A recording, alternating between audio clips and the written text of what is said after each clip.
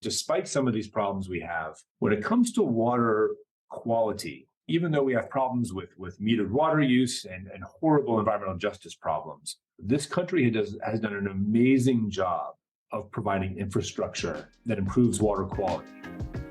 That was Drew Gronewold during his 2023 talk focused on UMSI's inaugural theme year, Water Conservation and Access.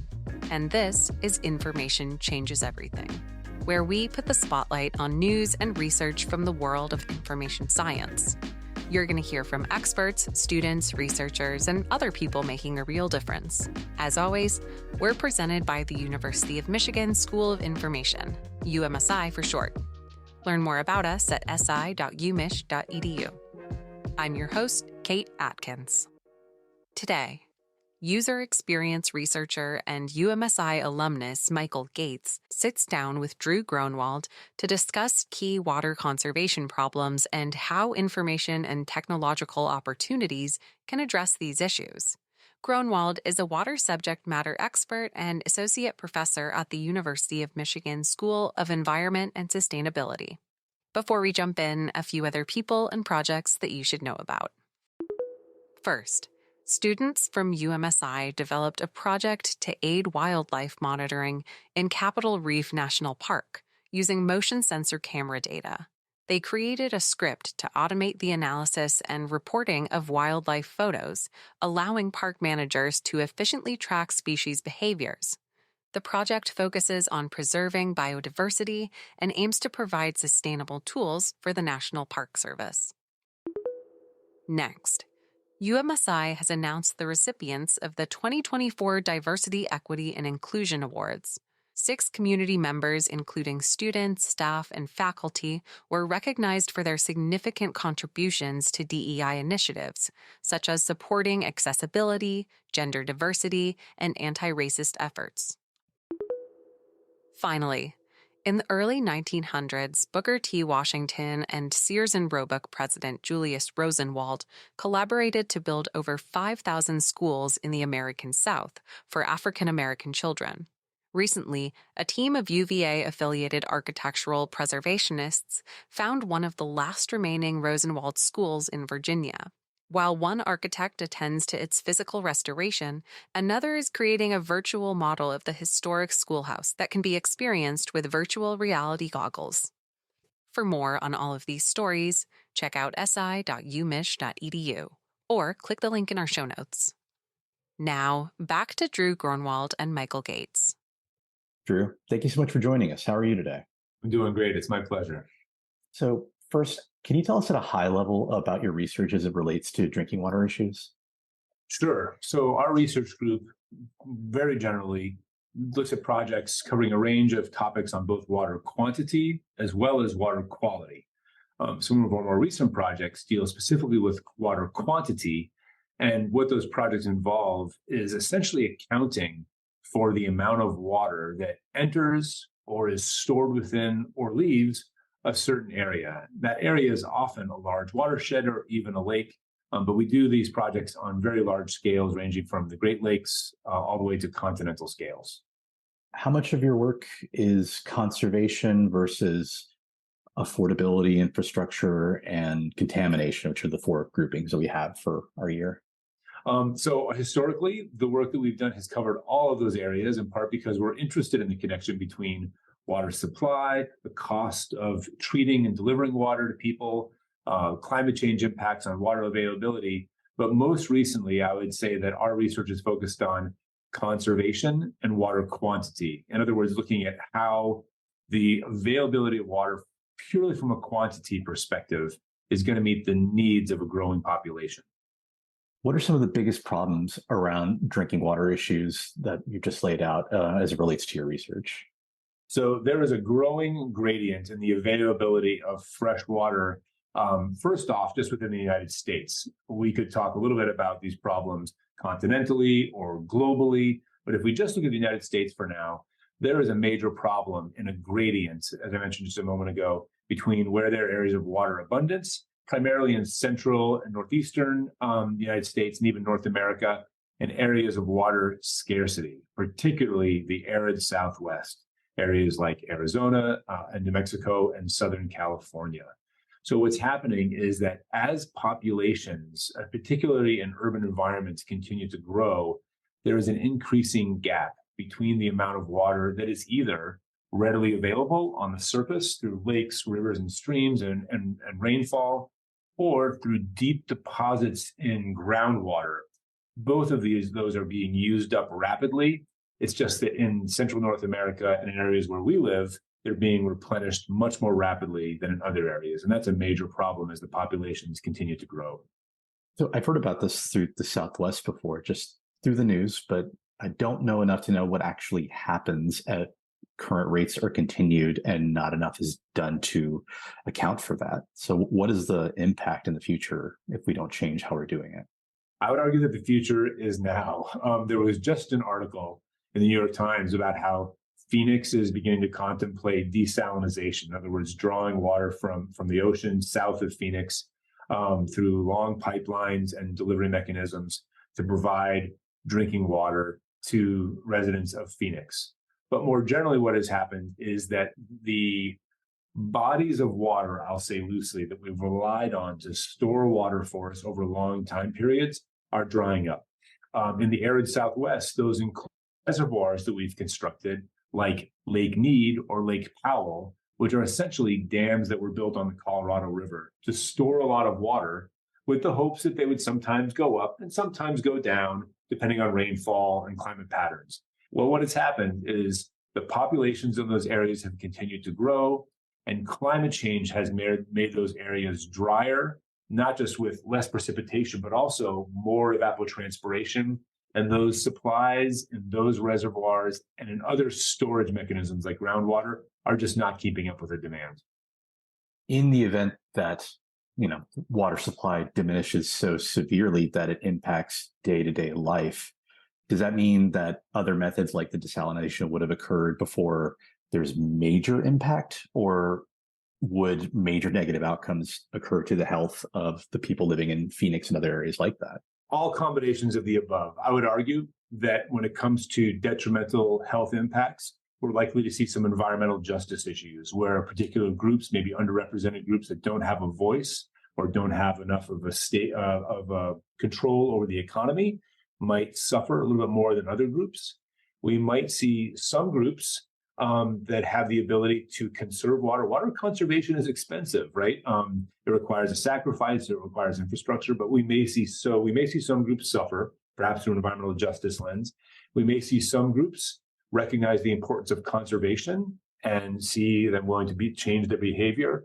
And we might see other groups that believe that the only way to bridge the gap at this point is through technology such as desalinization or even moving water over long distances. It's important to note that right now, Phoenix cities in Arizona get a lot of their water both from groundwater, and in this case, for right now, even deeper and deeper wells that are going down as groundwater supplies diminish. But they also pipe water from the Colorado River over large distances through what's called the Central Arizona Project. So this triad of solutions, suffering, if you don't have a voice, which is not really a solution, it's a consequence, right?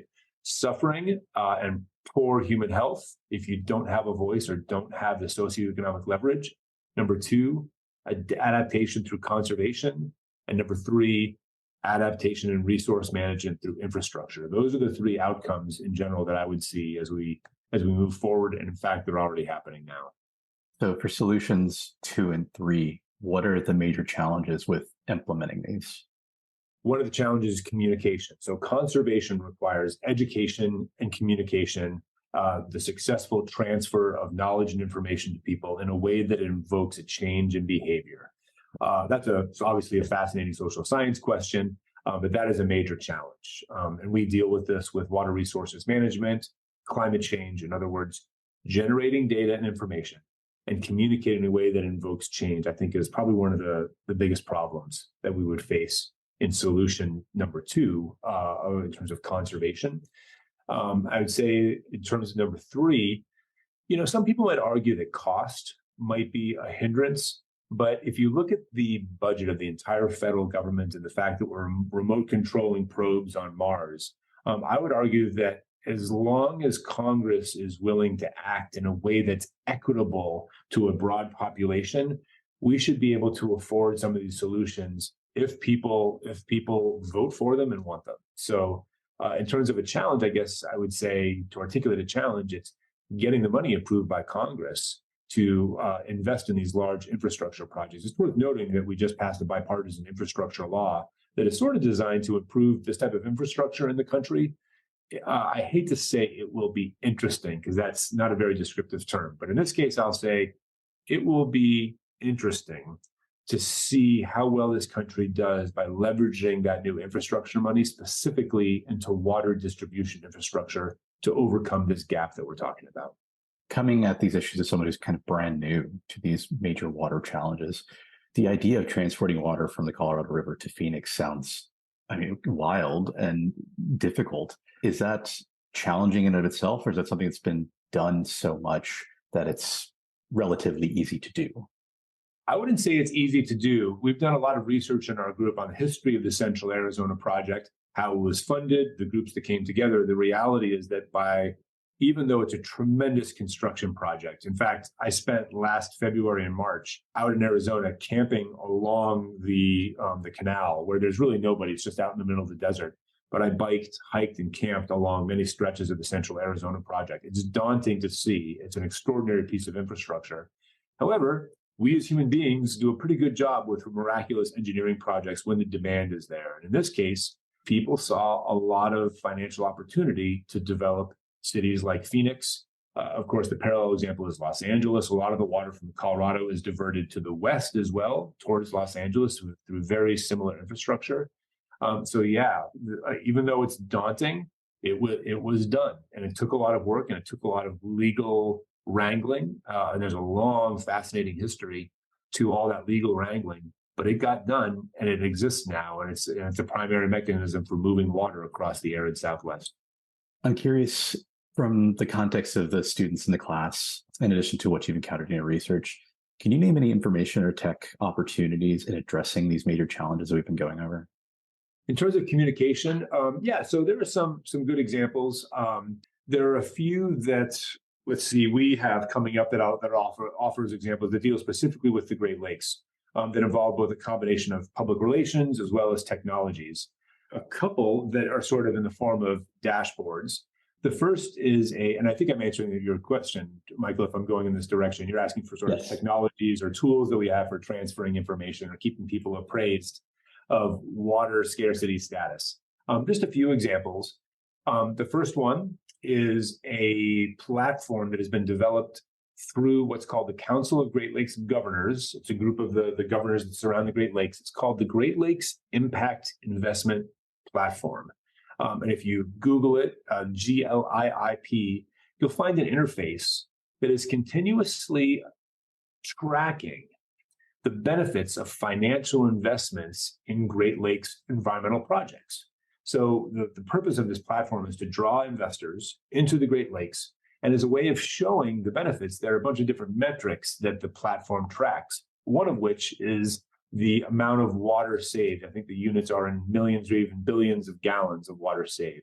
It's a great example of a very simple graphic metric trying to distill down a very complex project to show the benefits of financial investment in the Great Lakes towards conserving water.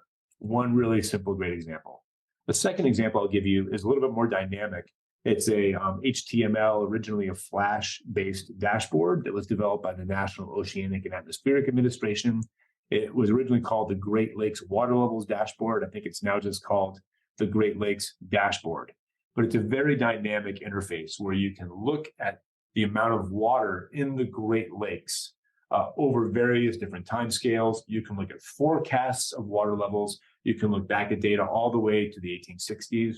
That type of dynamic visualization allows users to answer a broad range of questions they might have about water supply availability, specifically to the Great Lakes over any time period. Really a wonderful dynamic tool. If you had a magic wand and could change one or several things around the water issues you've been talking about or other things you've observed throughout your work, what would it be?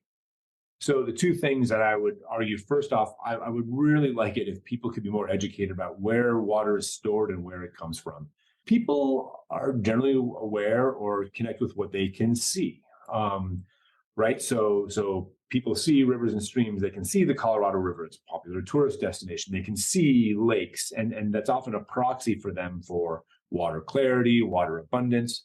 One of our PhD students, her name is Vianney Rueda, is doing a lot of work on the Rio Grande and trying to understand how the impacts of the wall that are being built along the Rio Grande are impacting people's perceptions of the Rio Grande and what they think about it in terms of a water source, how eager they are to protect it, how eager they are to preserve its quality. So I'm going to use that as an example of how I think there needs to be an awareness in this country, a better awareness of where and what our water resources are, both the ones that are immediately visible on the surface, but also the ones that are either hidden geographically in terms of subsurface groundwater sources, or politically if they're behind a wall or they're hidden, in another way. I would argue that the Central Arizona project is essentially hidden because it's out in the middle of the desert. And sometimes the only way people see it is when they're flying across the country. I've been in planes where people look down and go, "What is that?" Line going for 100 miles across the desert. So the take-home message is I'd like there to be increased awareness about where our water comes from and how much of it is being stored and what trajectory we're on in terms of using it all up. In terms of past efforts for creating public awareness, what occurs? I'd love to say, as academics, I would say the peer-reviewed papers that we write, are this great source. But the peer-reviewed papers are a great way of documenting the foundational science behind what needs to be communicated. But I'm not going to put them forth as the best tool for communicating to the public the problems with water. I would argue that the press, so the articles that we see published, let's say, for example, regionally in the Chicago Tribune, the Toledo, I think it's the Toledo Post, I can't remember right now, the Toledo newspaper, all the major cities and their newspapers do a great job of covering Great Lakes regional issues, and other newspapers do as well. I'll flip that around to say that there are lobbying groups associated with a lot of water bodies, whether they are homeowners associations or whether they are shipping industry or commercial boating industry, that can also be a mechanism for communicating information. Now, I won't say that they are all biased. Sometimes the information is really good in terms of trying to understand science information and communicate it. But there are other times when lobbying organizations can take on a particular angle or a tilt that is serving a different purpose other than drinking water to the public. One example would be in the Great Lakes. There is a homeowners association in the northeastern part of Lake Huron where there are a lot of very expensive cottages and houses. And when water levels got very, very low, it was increasingly hard to access a lot of those houses. The boats that they would launch would run aground. And there was a lobbying movement to actually put infrastructure into the big rivers that connect the Great Lakes to slow down the flow and artificially raise water levels. I would argue that the communication mechanism through that type of lobbying organization wasn't necessarily the type of information we would want to see. So I'll stop with that as an answer to your question. So last question for you. Our students are going to be spending the semester investigating a specific problem around drinking water, as I mentioned earlier, contamination, conservation, infrastructure, affordability. Knowing that, is there anything about these topics that I should have asked you that I didn't? One thing that might be useful to know is, I'll take a step back and sort of make a positive statement here, which is despite some of these problems we have with water scarcity and water abundance, when it comes to water quality and an attempt at affordability, even though we have problems with metered water use and horrible environmental justice problems, globally, this country has done an amazing job of providing infrastructure that improves water quality. Truly, I mean, the wastewater treatment plants along this country, particularly with a revolution in the 1970s, really changed the game through the Clean Water Act. So I would argue that there is probably an engineering-based perspective on this problem in a lot of ways through professional organizations. Two that come to mind are the American Waterworks Association, actually three, the Water Environment Association, and the American Water Resources Association. These are three organizations whose missions are to tackle the four problems you just outlined, Michael. And so I'd encourage the students to investigate the work, including the journals and the conferences and the literature that is generated by those organizations. I think it would do a great job of improving or keeping people moving up the learning curve. You can watch the full talk by clicking the link in our show notes. To learn more about upcoming events like this, visit us at umsi.info/events. And tune in next time to hear from UMSI Assistant Professor Andrea Thomer as she discusses citizen science and the Zooniverse during a 2021 talk. What I'm interested in here and what these citizen science projects are largely trying to tackle is the existing deluge that the flood that we never cleaned up of data that we've been collecting over the last hundreds of years in some cases about our natural world that has been diligently recorded, but cannot be studied longitudinally or en masse because it's trapped in paper. That's in our next episode. Before we go, did you know that the University of Michigan offers 3 different master's degrees in information science? And you can start with an undergraduate degree in almost any field. See all the possibilities on our website at si.umich.edu. The University of Michigan School of Information creates and shares knowledge so that people like you will use information with technology to build a better world. Don't forget to subscribe to Information Changes Everything on your favorite podcast platform. And if you've got questions, comments, or episode ideas, send us an email at umsipodcast@umich.edu. From all of us at the University of Michigan School of Information, thanks for listening.